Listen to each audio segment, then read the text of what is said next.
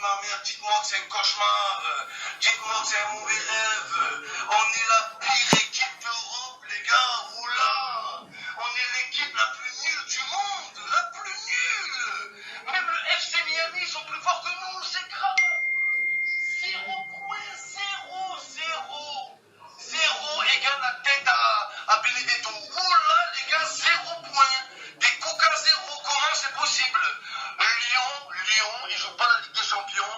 Ils ont le même nombre de points que nous. Moi, je joue pas au foot. J'ai le même nombre de buts que Benedetto, les gars. Mais bien sûr que Mohamed Denis a raison. C'est 4 matchs sans marquer de but, 4 matchs sans victoire. Oula, c'est très dur, les gars.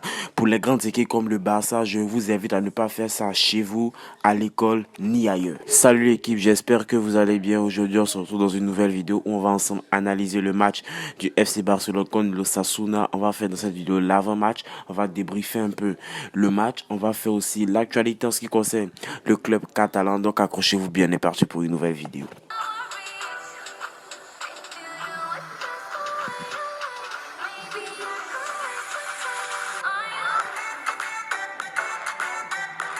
Nous allons commencer cette vidéo avec l'actualité qui secoue le club catalan, tout en commençant par l'accord trouvé pour la réduction des salaires. Le Barça aurait trouvé un accord avec les joueurs pour diminuer la masse salariale. Cela permettrait en quelque sorte au FC Barcelone d'économiser quelques 122 millions d'euros.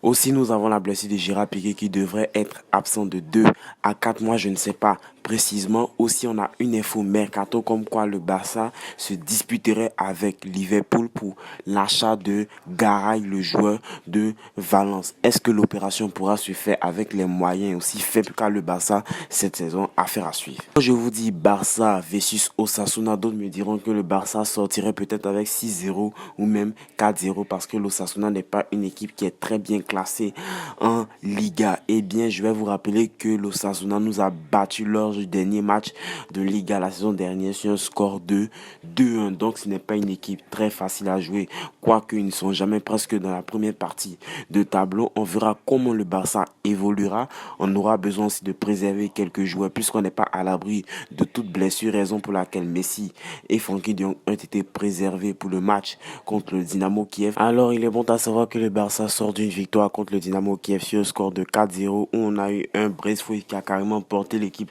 et qui a inscrit même un doublé. Griezmann, au lendemain de sa déclaration pour une télé espagnole, a confirmé en marquant un but et j'ai vu aussi un Serginho Dest très séduisant. Mais la révélation que tout le monde n'attendait pas durant ce match est la révélation du jeune défenseur Mingueza. Oui, c'était le capitaine du Barcelone B. Il s'est affirmé en équipe A. J'espère que Ronald Koeman va l'intégrer officiellement en équipe A, qui va rester en équipe A pour pouvoir parfois suppléer Gérard Piqué ou encore Clément Lenglet. Mais tout à l'opposé de FC Osasuna, ils sortent d'un match un peu difficile. Lors du dernier match, ils ont fait un match nul et c'est une équipe en plus qui n'est pas très bien classée dans le championnat et qui est presque jamais dans la première partie de tableau à la fin de saison. Mais néanmoins, c'est une équipe très performante qui est capable de contenir les grandes équipes. Ils sont très forts défensivement et aussi en attaque. Ils ont de bons milieux de terrain et aussi de bons défenseurs. La plupart, je dirais que l'équipe est âgée. Donc, c'est une équipe qui nous a déjà battu. On connaît leurs points forts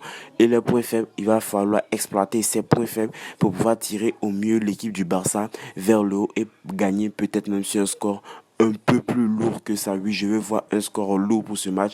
Je vais voir encore un Griezmann décisif car pendant les 3 derniers matchs qu'il a joué, ces 2 buts, ça va lui permettre de reprendre confiance. Mais franchement, je ne m'inquiète pas trop pour le Barça sur ce genre de match. Ce sont des matchs où on veut prendre des points facilement à condition, bien évidemment, qu'on joue très bien. Je voudrais qu'on laisse aussi des joueurs cadres sur le banc pour se reposer un peu et qu'on fasse jouer des joueurs qui n'ont pas joué depuis le début de saison. Je pense que le Barça pourrait s'imposer largement au score en ce qui me concerne. Passons maintenant à la composition du FC Barcelone. Le FC Barcelone devrait évoluer en 4-2-3-1 avec comme arrière gauche Junior Firpo. La charnière centrale, ce sera Clément Lenglet et Mingueza puisque Gérard Piqué sera indisponible pour de longs mois. De quoi prendre confiance pour Mingueza et peut-être s'installer à long terme dans cette défense. L'arrière droit, ce sera Serginho Dest. Les 2 milieux de devant, je voudrais qu'on ait un Alenia et un Busquets et pourquoi pas intégrer Riqui Puig dans le groupe pour qu'il puisse rentrer en cours cours de match, les 3 de devant, je voudrais qu'on ait un Coutinho, un Pedri et un Trincao. Je voudrais qu'on laisse bien évidemment Messi se reposer un peu, oui, qui se repose, et peut-être que Dembélé puisse rentrer en cours de match. Et bien évidemment, comment ne pas mettre en attaque Braithwaite quand on voit qu'il nous a fait une masterclass en Ligue des Champions.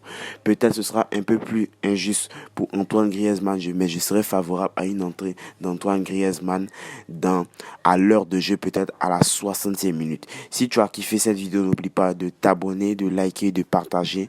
Nous, si cette chaîne on fait des vidéos d'avant-match, des débriefs et le mercato. Nous, on se dit à la prochaine vidéo, prochain avant-match, prochain débrief. Tchuss.